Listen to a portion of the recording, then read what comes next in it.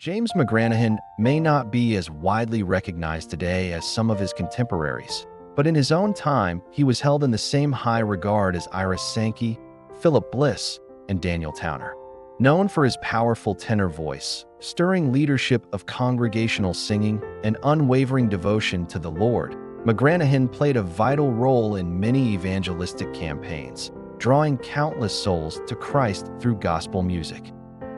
Born near Adamsville, Pennsylvania, on July 4, 1840, James was the ninth of 12 children raised on a family farm. Though he showed musical talent from an early age, his father initially discouraged his pursuit of music in favor of helping with farm work.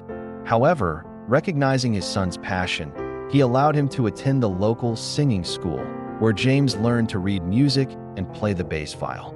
By age 19, James had become a respected teacher at that same school, gaining popularity throughout the region.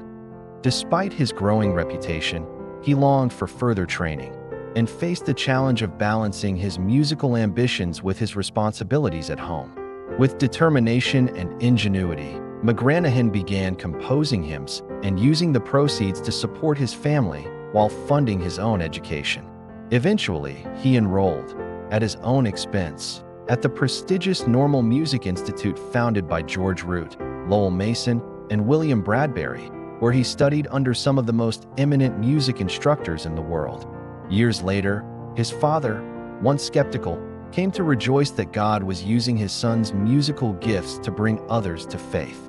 At the Normal School, James met fellow musician and hymn writer Addie Vickery, whom he married in 1863.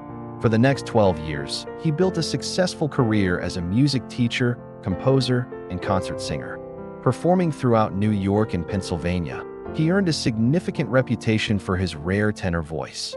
So compelling was his talent that several of his teachers urged him to pursue a career on the operatic stage, an opportunity that caused him to imagine, as he put it, dazzling prospects of fame and fortune.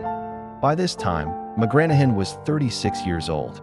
During these same years, McGranahan remained close friends with fellow Normal School alumnus Philip P. Bliss, a gifted gospel singer and hymn writer who had chosen the path of full-time Christian service.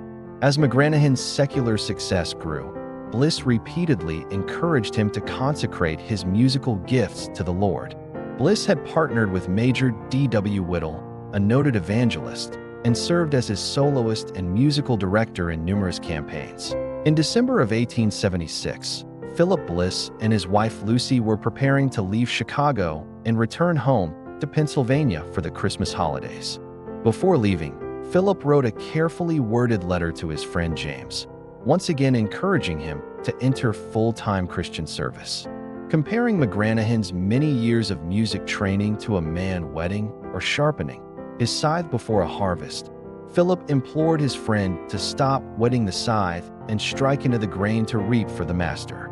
Before sending the letter, he showed it to Major Whittle, the two men having talked often about Philip's friend James McGranahan.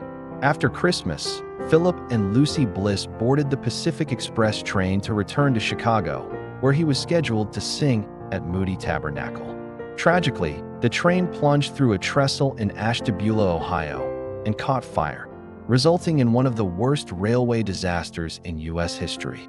92 of the 159 passengers perished, including both Mr. and Mrs. Bliss. When news of the disaster reached James McGranahan, he rushed to the scene in an attempt to retrieve the bodies, as did Major D.W. Whittle. Although they had never met, James recognized Major Whittle amid the chaos, went to him, and said, "Mr. Bliss was one of my dearest friends. My name is McGranahan." Major Whittle's first thought was, "Here stands the very man that is need to take Mr. Bliss' place." He invited McGranahan to Chicago, where Moody's meetings were still ongoing, and James accepted. During his visit, McGranahan made the life-altering decision to leave behind his professional career and devote himself fully to the work of the gospel.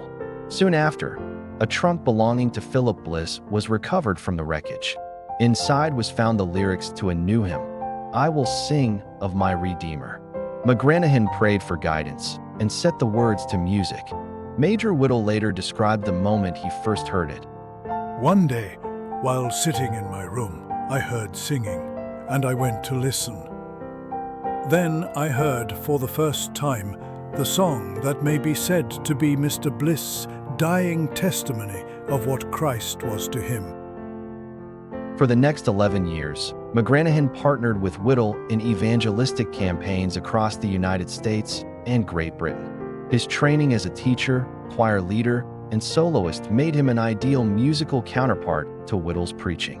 When his health began to fail, McGranahan gradually retired from public ministry, though he continued to compose gospel music during his final years. Some of James McGranahan's most beloved hymns include My Redeemer, Christ Receiveth Sinful Men, The Banner of the Cross, Hallelujah for the Cross, I Know Whom I Have Believed, and There Shall Be Showers of Blessing. He passed away on July 9, 1907, at his home in Kinsman, Ohio, at the age of 67, after a decline in health due to complications from diabetes.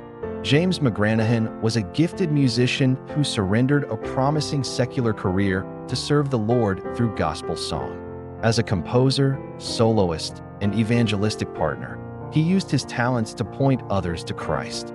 His legacy endures in the lives touched by his music and ministry, fruit of a life that answered the call to stop whetting the scythe and strike into the grain to reap for the Master.